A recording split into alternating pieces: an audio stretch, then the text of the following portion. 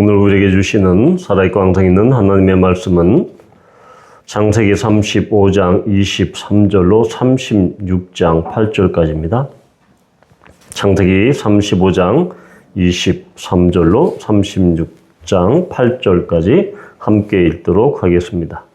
레아의 아들들은 야곱의 장자 루벤과 그 다음 시몬과 레위와 유다와 이사갈과 스불론이요 라헬의 아들들은 요셉과 베냐민이며 라헬의 여종 비라의 아들들은 단과 납달리요 레아의 여종 실바의 아들들은 갓과 아셀이니 이들은 야곱의 아들들이요 밧단 아람에서 그에게 낳은 자더라.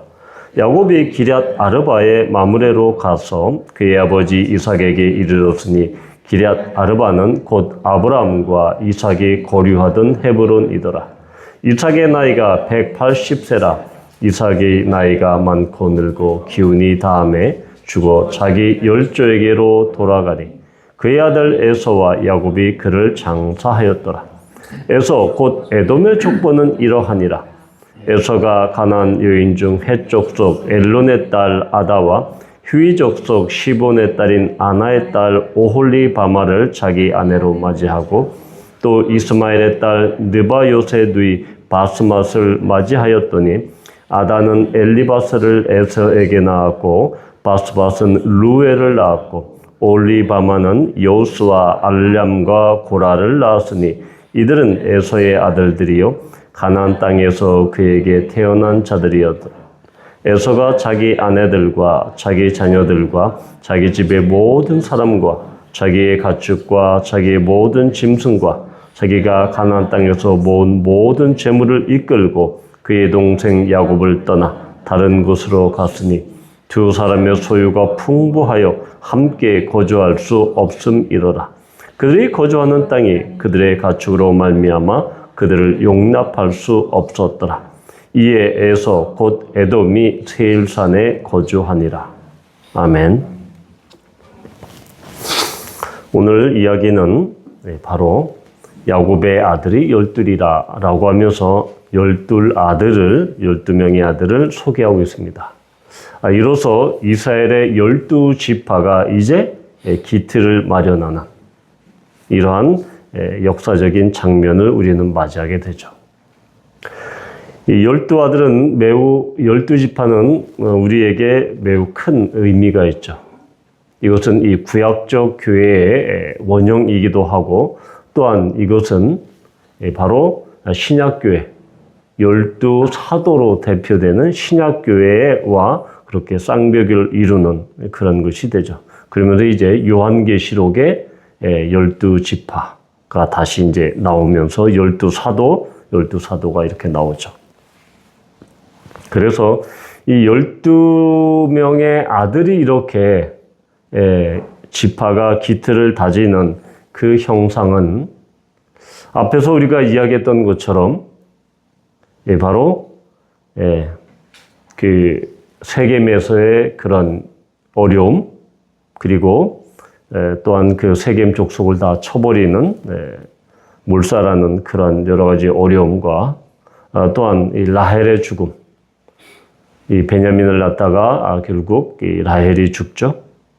그리고 다시 큰아들 레아에게서 난 큰아들 루벤이 아버지의 이 비라를 그렇게 동침하는 그런 근친상간의 오욕의 그런 집안의 그런 비극이 일어납니다. 그러면서 이러한 비극과 어려움에도 불구하고 결국 12명의 아들이 완성이 됐다라는 것은 결국은 하나님의 인간의 여러 가지 실수와 인간의 여러 가지 잘못과 그들의 탐심에도 불구하고 하나님의 그 권능, 하나님의 주도적인 역사적인 섭리는 지속이 된다. 하나님의 뜻은 인간의 그러한 잘못과 인간의 오욕에도 불구하고 지속이 된다는 것을 우리는 알 수가 있죠. 자, 그러면서 이제 이삭이 180세에 이렇게 헤브론에서 죽습니다. 아마 이때 야곱의 아들들과 이 손주들과 이삭이 지내는 시간이 꽤 있었을 것입니다. 겹치는 시간이. 그래서 이삭은 이제 죽고 한 세대가 이제는 지나가고 바로 36장에는 에서의 계보가 나옵니다. 그래서 성경에는 보통 10개의 족보, 톨레도시라는 이 족보, 계보가 나오죠. 그래서 성경에서 이 족보를 처리하는 방식이 아주 다양하죠. 그런데 우리가 눈여겨봐야 할 것은 에서 후손의 계보, 족보가 먼저 나옵니다. 에서는 그런데 이 언약 백성은 아니죠. 그런데 일반 은총에 의해서 하나님의 이 계보 가운데 들어가 있지만 언약 백성은 아니다. 그런데 언약 백성의 계보를 먼저 이야기하고 먼저 돌려보내고 나서 이제 하나님의 언약 백성의 그 계보를 따집니다. 즉 이제는 에서의 족보를 이야기하고 야곱의 족보로 넘어가죠. 그래서 야곱의 아들인 요셉의 족보 이후로 이제는 37장 이후로는 50장까지 그렇게 요셉 위주로 이야기가 전개될 것이다라는 것을 우리는 예상할 수 있습니다.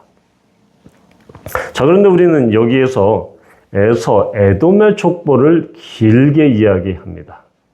그러면서 에서가 왜 세일산으로 갔는지 그 이야기를 하는데 먼저 에서가 어떤 여자와 결혼을 했는지 이것이 이 장의 2절에 나와 있죠.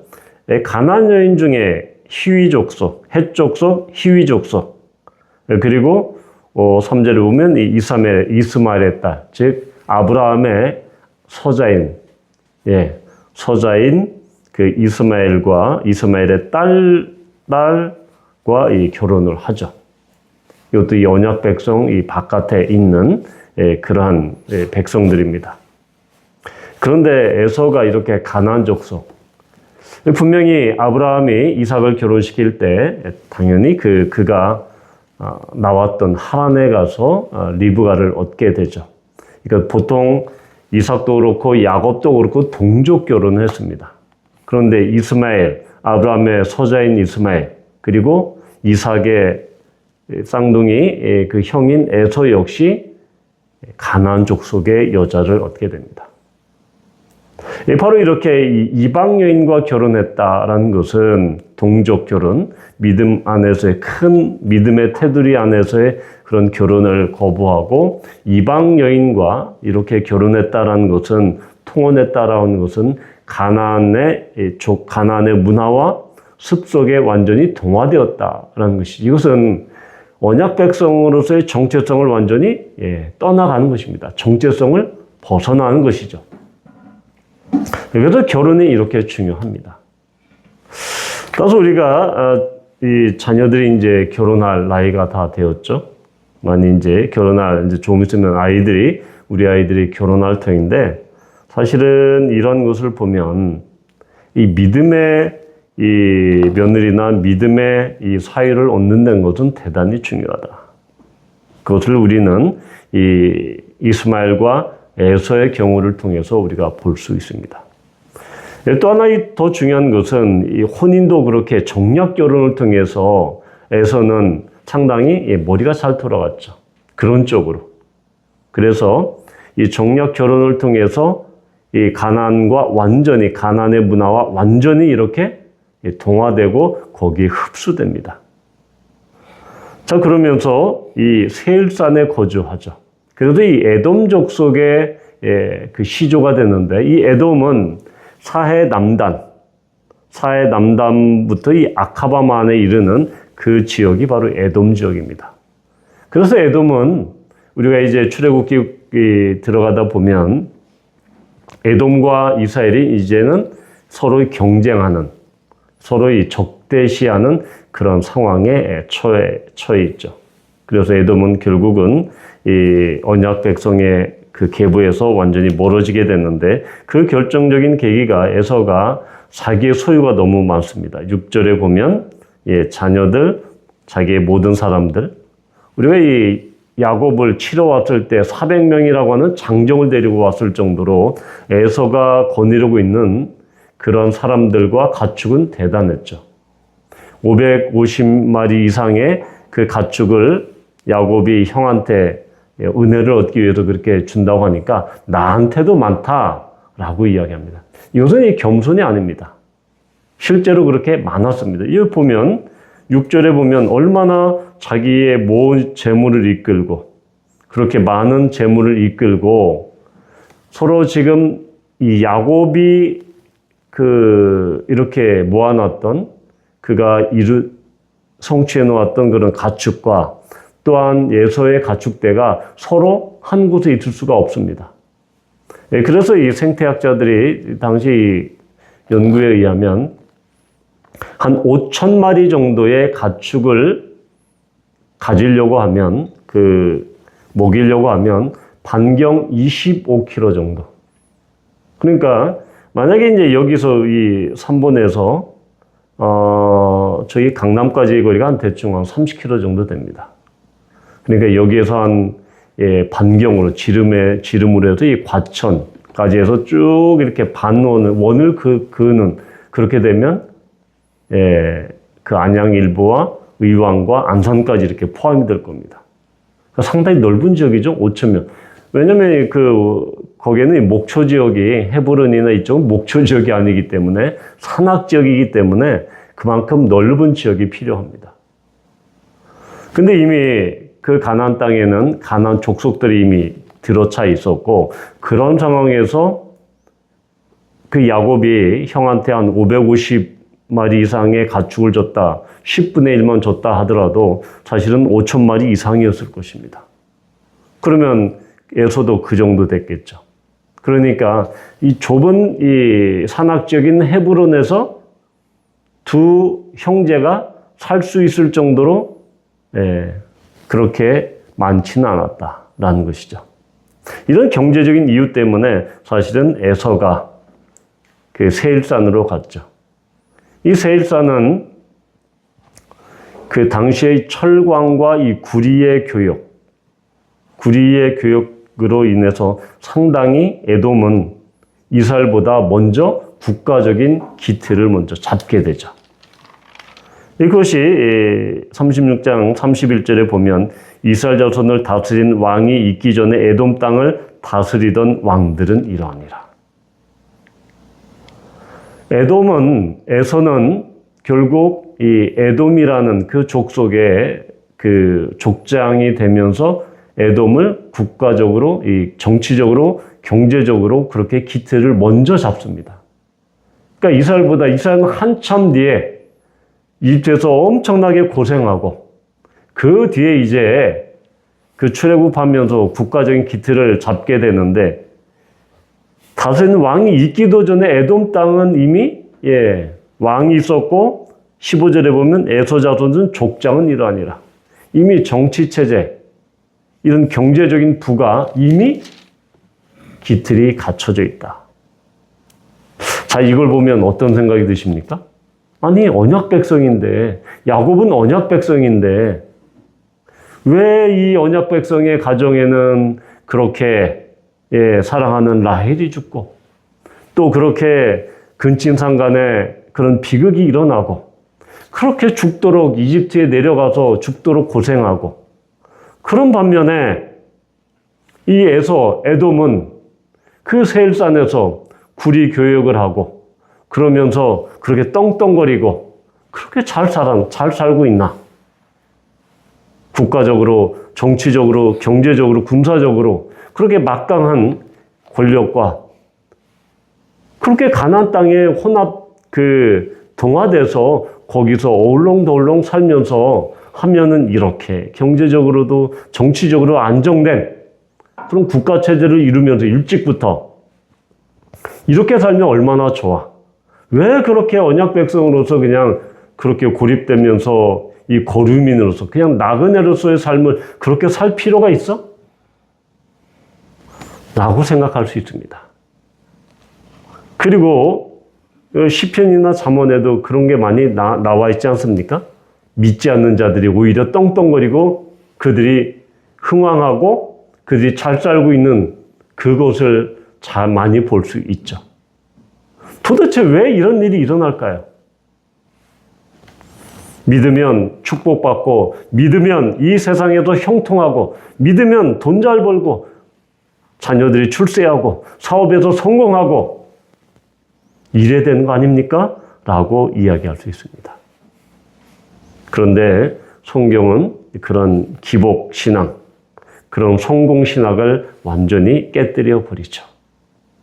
중요한 것은 하나님의 언약 안에 있는 사람이 언약 안에 있는 언약 백성이라 할지라도 그들에게는 오히려 믿지 않는 사람들보다 더 많은 고난과 어려움이 찾아올 수 있다는 것이죠. 우린 그것을 야곱과 에서의 족보를 통해서도 확인할 수 있습니다. 에서가 얼마나 소유가 풍부했고 경제적으로 그렇게 풍성했는지 우리는 보게 되죠. 그런데 중요한 것은 에서, 에돔 족속은 하나님의 언약 백성이 아니었다라는 것입니다.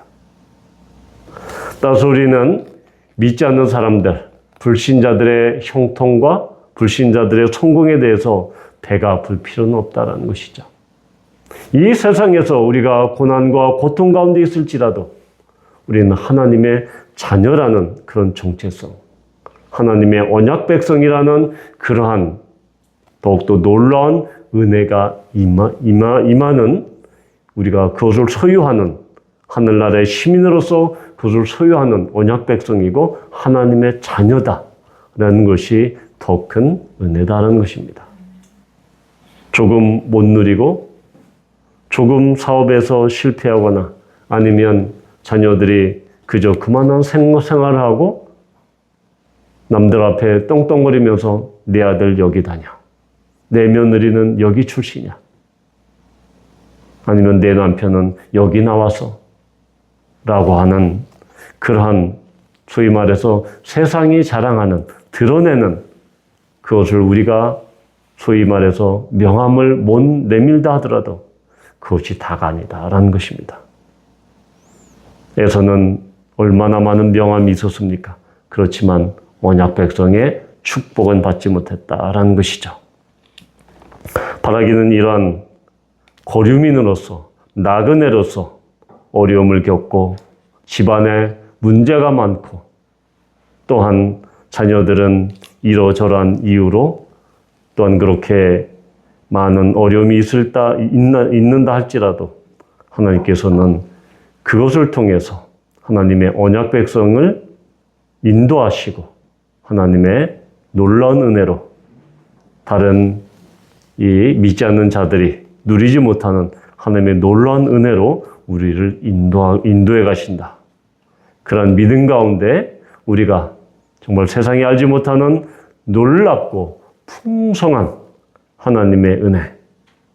그래서 결코 믿지 않는 사람들이 떵떵거리면서 강남에 100억, 200억짜리 집을 자랑하고 아파트를 자랑하고 그리고 자녀들을 자랑하고 자기가 가진 권세를 자랑한다 할지라도 그것 앞에서 우리가 오히려 정정당당하고 담대하고 또한 기죽지 않고 우리가 눌리지 않는 그런 담대함이 우리 가운데 언약 백성들 안 가운데 또한 하나님의 자녀로서 그런 정정당당함이 우리에게 있기를 축원합니다.